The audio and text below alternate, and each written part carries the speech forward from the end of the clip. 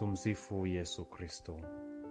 Leo tarehe 8 mwezi wa 12, Mama Kanisa Mtakatifu anafanya sherehe ya kukingiwa dhambi ya asili kwa Bikira Maria. Fundisho hili ni moja ya mafundisho muhimu na msingi kumhusu Mama Bikira Maria. Fundisho hili lilitangazwa naye Papa Pio wa 9 mwaka 1854. Bikira Maria alipomtokea Mtakatifu Bernadeta alijitambulisha kwamba yeye ni mkingi wa dhambi ya asili. Na tujiulize leo, kwa nini Bikira Maria alikingiwa dhambi ya asili?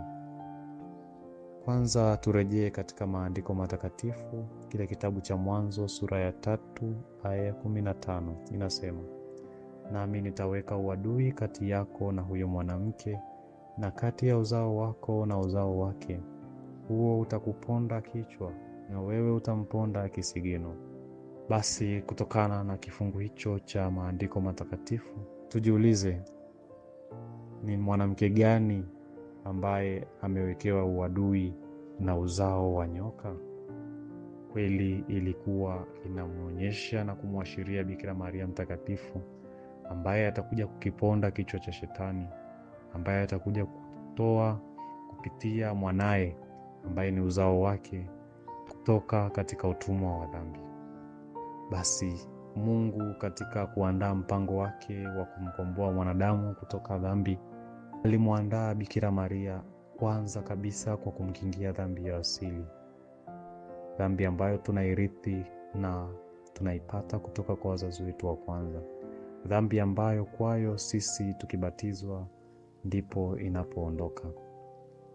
Basi Bikira Maria kukingiwa dhambi ya asili ilikuwa ni njia yake ya ukombozi.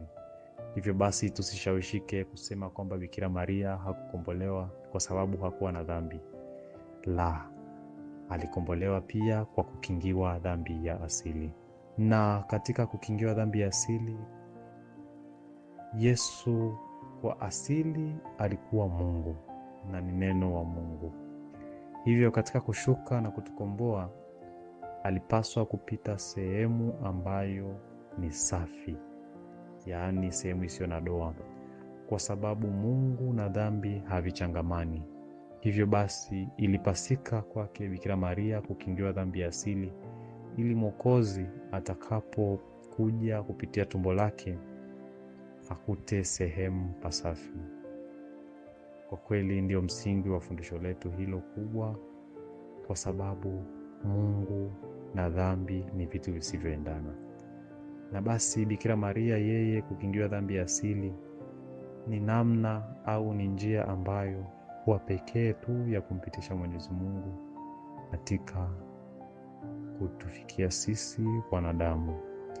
Hivyo basi tumuombe Bikira Maria katika siku hii ya leo ambapo tunamsherehekea kwa kukingiwa dhambi ya asili, atusaidie na sisi tuweze kuepa mitego ya Shetani na kuweza kumshinda Shetani anapokuja kwetu na kututega na kutuvuta kwake katika kutenda mabaya. Tukumbuke kwamba Bikira Maria katika maisha yake hapa duniani hakuwahi kufanya dhambi wala hakuwahi kufikiri kuhusu dhambi. Aliyaweka maisha yake yote mikononi mwa Mwenyezi Mungu, ikiwemo utashi ambao ulimuongoza katika kuyapokea mapenzi ya Mungu na kuyaweka moyoni mwake. Basi nipende kualika nanyi ndugu zangu, katika siku hii ya leo tuweze kumwomba Mama Bikira Maria atusaidie ili tuweze kushinda na kuepa vishawishi vya dhambi. Mama Maria, mama wa wote. Tumsifu Yesu Kristo.